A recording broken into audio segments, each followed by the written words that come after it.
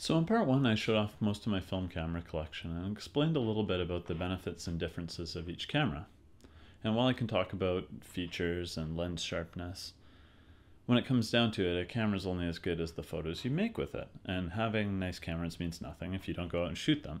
So today we're going to look at all the cameras from part one and some of my favorite images I've made with them. So let's start out, same order, we'll start out with the Rollei 35.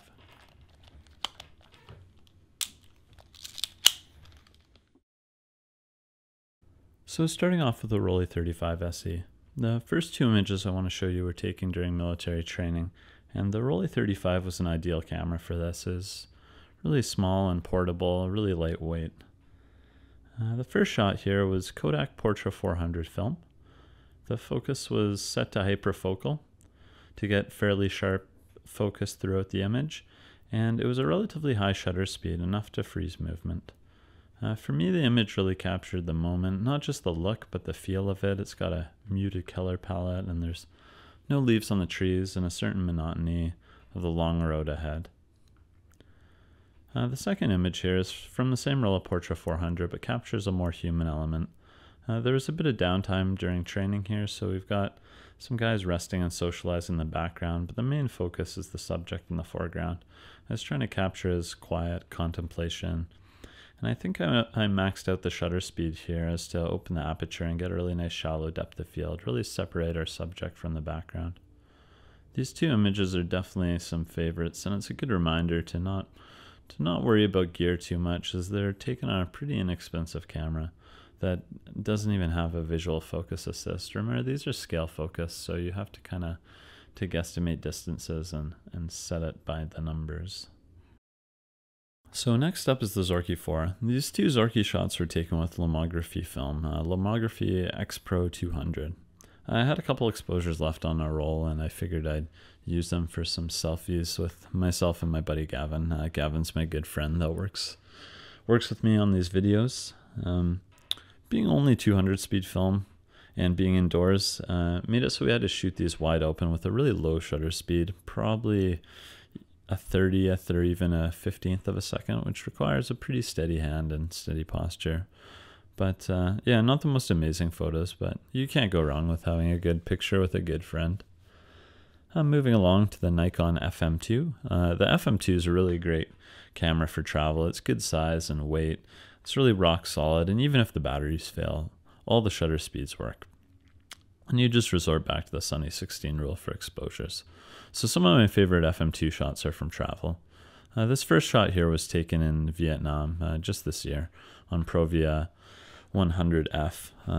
Yeah, earlier this year I was traveling the country on motorcycle, and I kept the FM2 handy, just slung across my chest with a 50mm, and I had a lot of great interactions like this.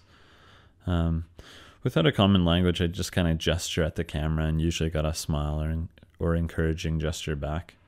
Here I just stopped to consider taking a picture of the landscape when two kids rode up on a bike, and they were all smiles, attempting to communicate.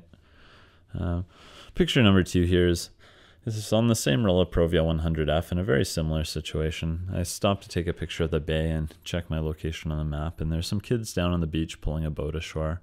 This guy with the traditional hat came up to see what I was up to. Some earlier shots here. This shot was a couple years back with Lomography Redscale XR, which is a Redscale film. It's a film that's loaded with the emulsion side facing inward, I guess, and so you get this red kind of tint to it. It can be shot at different speeds, but I almost always shot it at 100 ISO. Anyways, I was traveling Europe with my buddies Graham and Steve, and we were at the Trocadero in Paris there, overlooking the Eiffel Tower. I wanted to capture a shot of them with the tower in the background. And I think I had a 28mm E-series lens mounted, so the focus was pretty forgiving. I knew it was going to be a dynamic shot, so I kind of, guesstimated focus. I metered the scene, and then I drew their attention and cracked a joke I knew would get them going. And yeah, it really turned out organic, and it makes me smile. So yeah, I had a lot of fun traveling with these guys. This next shot is also from Lomo Redscale XR. it was a later roll actually, but this one was taken in Italy. This is called Giulianova Beach, and after coming back from a swim, I just kind of saw the scene. A really nice kind of use of negative space. The picture turned out great. Really warm orange and blue color palette. The colors really complement each other. And yeah, I think this was with the wide-angle E series lens too. It's a really cheap lens, but a lot of fun to use. It gave it kind of a unique perspective and scale, like he's all alone on Miles of Beach.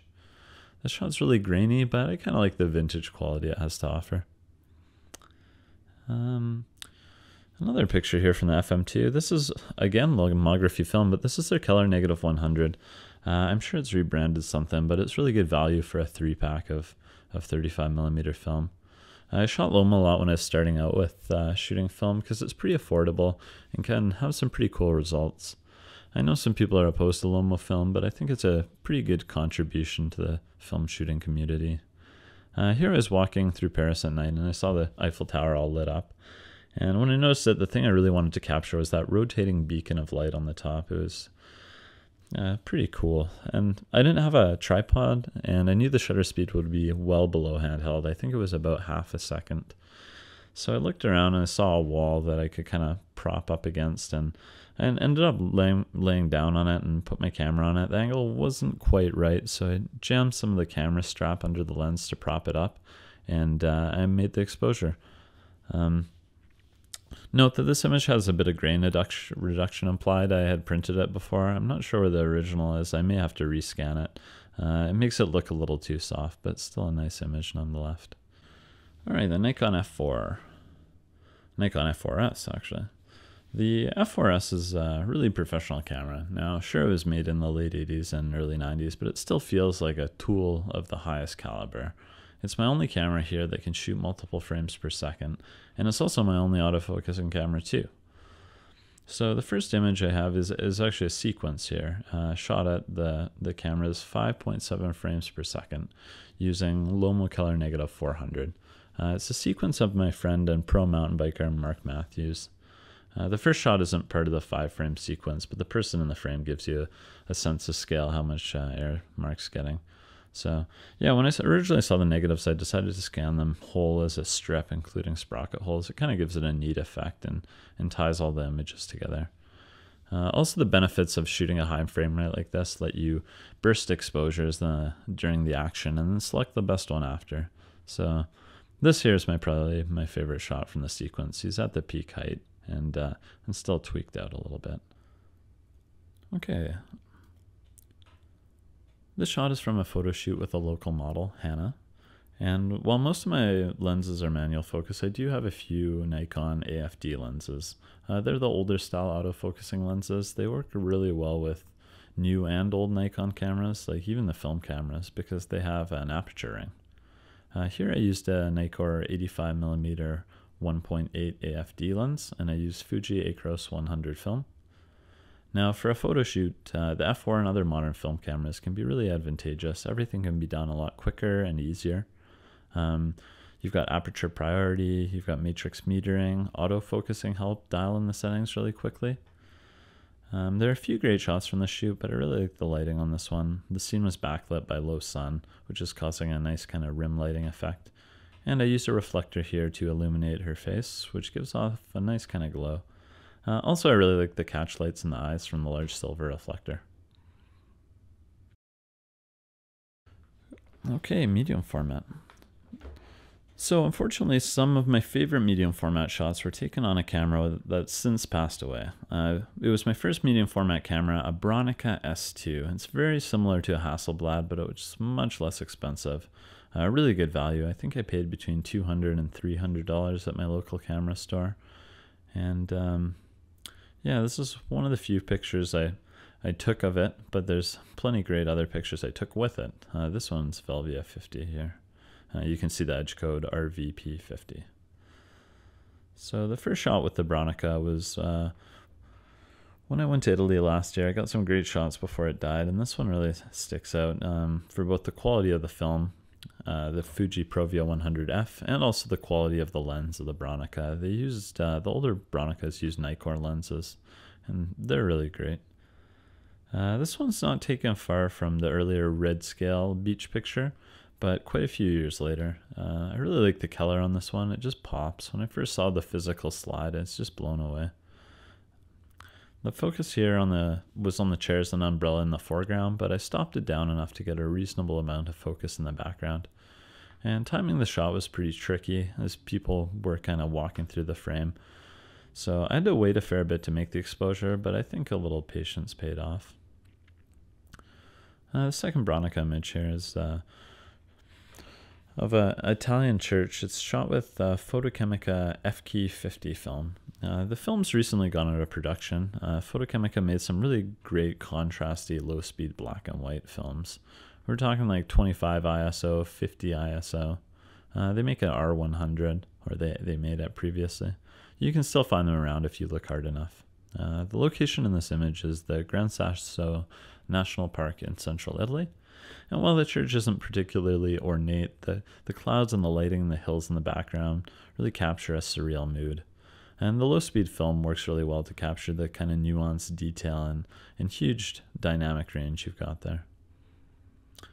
Now this image, believe it or not, is taken mere footsteps away from the previous shot. This is on Fuji Velvia 100F. This really cool castle was built in the 10th century on the peak of this hill, whereas the church, which is directly behind you if you're looking this way, was built much later in the 17th century, just downhill by about 100 meters. You can see on the left there's a little path connecting the two. Again, we've got great color here from the slide film and just a nice amount of saturation. The ground looks nice and earthy, and while the sky is deep and cool blue, it doesn't look too unnatural. You know, it's got a nice natural effect to it. The Provia is almost like grainless, and it preserves just so much detail. I believe I stopped down to about F8 or F11 here to really optimize that amount of detail. Hasselblad 500 cm. Yeah, it's such a sweet bike. That was my bike over in Vietnam when I was traveling. Not long after I got the bike, I decided to pull off the main highway and take a break. I went down this narrow path you can kind of see there, and the scene seemed to perfectly complement, you know, my newfound sense of freedom and adventure having just got the bike. So I grabbed the Hasselblad out of my backpack and loaded a film of, this is Fujifilm Pro 160 NS, and it was the first Hasselblad shot of the trip actually, and it turned out great. I really like it. You know, the image captures the feeling of the trip pretty well, and probably my favorite picture of the whole trip. Okay, this one makes me smile. Here is a Royal Canadian Air Force tradition. It's a pilot in training gets dunked in a bathtub after completion of his first solo flight. It's a pretty big milestone to fly alone for the first time, so when you return and land, they throw you in the tub, no matter what time of year. This is Manitoba in January. It's probably about -40 Celsius. The film I used was Fujifilm NPC 160. It was an expired 220 roll that I had received actually from a stranger in Montreal months earlier. There was a guy on the sidewalk with a medium format camera, I think a Fuji camera. Anyways, I struck up a conversation with him about it, and his camera didn't take 220, so he gave me the roll. So yeah, thanks, Vincent. Anyways, I think the shot captures what people might call the decisive moment. It's kind of like the moment of impact. The water's splashing, the faces, they're smiling. You can tell these guys are enjoying the tradition. With a camera like this, trying to capture that ideal moment can be a real challenge. But I feel I really hit it on this one. Okay, now this shot's got a really unique look. This film is Fuji Velvia 50, but I cross-processed it myself in C41 chemicals. Now it's got kind of a soft green tint, but not overpowering. I like that it's still fairly natural. It's from the second peak atop the Chief in Squamish, British Columbia. Now we'd originally gone to the first peak, which is on the left side of the image, just a bit further down. But I figured I could get a better shot from the second peak. So the sun was getting low, and we really had to hurry up the trail before the sun would set behind the mountains. Well, we got there with a few minutes to spare, and I made 3 exposures. But the one of the guys watching the sunset is probably my favorite. The other images are good, but they lack people, which gives the image a point of focus and interest, and it's got a nice, like, kind of amazing backdrop. Okay, Pentax 6.7. Now this image took a lot of work. It's taken out one of the many waterfalls along the West Coast Trail on Vancouver Island. This trail is a long remote hiking trail along the edge of the island, and it usually takes about 7 days to complete. Now, if you've ever held a Pentax 6.7, you know it's a heavy camera. Well, I lugged that thing with a tripod the whole way, but I'm not complaining. At the end of the day, it's worth it if you get the shot. Now, here we've got Fuji Velvia 50, which is a great film for landscapes. You can tell it just nice greens, nice blues. I set up my tripod in this creek, and I attached an ND filter, to get the long shutter speed and kind of that creamy waterfall effect. It was a multiple second exposure, and I used a cable release to action it. I think I also used mirror lockup to get a bit of extra stability with the 6.7. Here's a nice portrait of my friend Callum, taken with Kodak Porch 160. Now this is when I just got a Titanol C41 kit, and I was just looking to go out, shoot some film, and develop it on my own. So we went out and we shot a couple of rolls, really nice lighting, and I developed them that night in my laundry room. And the results I'm still pretty stunned with. I mean, great color, frankly, no different than if it was lab processed. And it's a great image, but I find it especially satisfying knowing the whole process from shooting to developing to scanning was all done by myself. Okay, the third image here is from 2012. It's when I rode my motorcycle to California for a job in the Bay Area. I took Highway 1 and Highway 101, which run along the coast on my way south. Now, I took plenty of photos with my 6.7, but this is probably my favorite from the ride. The location is Big Sur, and it's another example of how Velvia 50 works really great for landscapes. The color is deep and saturated, but still quite natural and just a ton of detail. The image is just kind of a magnificent and grand image, and it's just a nice scene along the way, kind of reflective of the California coast. Okay, now right off the bat, this one's like, whoa. This is also Velvia 50, Fuji Velvia 50, but I cross-processed it in my C41 kit. The color is wild, but I really like it. This is actually an image of myself. I had the idea for a nice wide-angle shot in the water, and I asked my friend Michael to take the photo. It was already focused hyperfocal and metered the way I wanted it, so I ran out into the water, and as I stood there, I guess he noticed the rings of water I created and thought they looked great, so he asked me to jump, and then he made the exposure shortly after, hence the rings in the water, and also the reason I'm off balance there. But yeah, just a really cool photo. It's just very, eye-catching. Okay, now this one, we've got some funky colors going on here again. And again, one of the few shots that I'm actually in.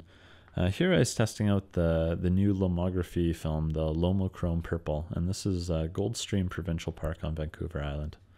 Initially, I set up the shot as you see it. But I figured running into the frame would give you a better sense of scale and the waterfall. So it's the same wide-angle lens as the previous shot, and also stop down, but it's a bit tricky because a lot less light under the canopy. So the camera was actually braced kind of on a tree stump in the riverbed. And this time I got my buddy Igor to come press the shutter release for me. Okay, the Mamiya C330. Now this is my newest camera, the C330, and I recently just shot a test roll of Ilford HP5 Plus when I got it. This is a friend of mine, Nick. TLRs are really nice for shooting portraits. I think it's because they generally have waist level finders and you can interact with your subject. You don't have to have the camera in front of your face the whole time. You can kind of converse and really, get a good feeling before you make the exposure. Here the aperture was pretty wide open, maybe down a stop, but generally portraits are better off with a shallow depth of field to give you a bit of background separation and, keep you focused on the subject. Okay, the Zone 6. This shot is the same waterfall from earlier, but it's a different years and different time of year too, so it's flowing a lot more. When I stopped in Goldstream that day to take photos, I wasn't actually even aware of the waterfall at the time. So I got to the creek and I ended up seeing another photographer there. I chatted up, his name was Tony, and we ended up walking upstream. And next thing I knew, boom, I saw the waterfall. I instantly knew I wanted to get a good capture of it, so I started setting up my camera. And Tony carried on. He went up closer to the waterfalls. I think he was taking pictures up there. And yeah, I continued to set up my camera. I was pretty stoked at the time because I knew I could use some of the large format movements on the camera to keep the perspective head on rather than pitching back. So when I finally had the image framed properly, I yelled to Tony, who was standing near the waterfall, and I kind of directed him a bit to the left to stand like right in the center of the waterfall there, just to give it some size and perspective. And I told him to hold still because the film was Kodak T-Max 100, and I think I was around f8, so under canopy it was definitely a couple second exposure. I used the cable release and set the shutter to bulb, and I figured 2 seconds would be ideal, so I just estimated it. I always give it a little more time if I'm not certain. And yeah, sure enough, it turned out great. Here we've got another shot with Kodak T-Max 100. I have a 50 pack of these 4x5 sheets that I bought shortly after I got the Zone 6, and they're really easy to develop if you can find a Paterson Orbital processor. In fact, it's easier than 35mm because you don't need to awkwardly like load the film onto the spool and it gets jammed and it's dark and you can't see.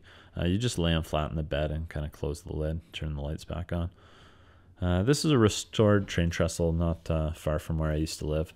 So it was a good place to test out the Zone 6. There's some weird stuff going on with the focus because I was playing around with camera movements and I didn't fully understand them at the time.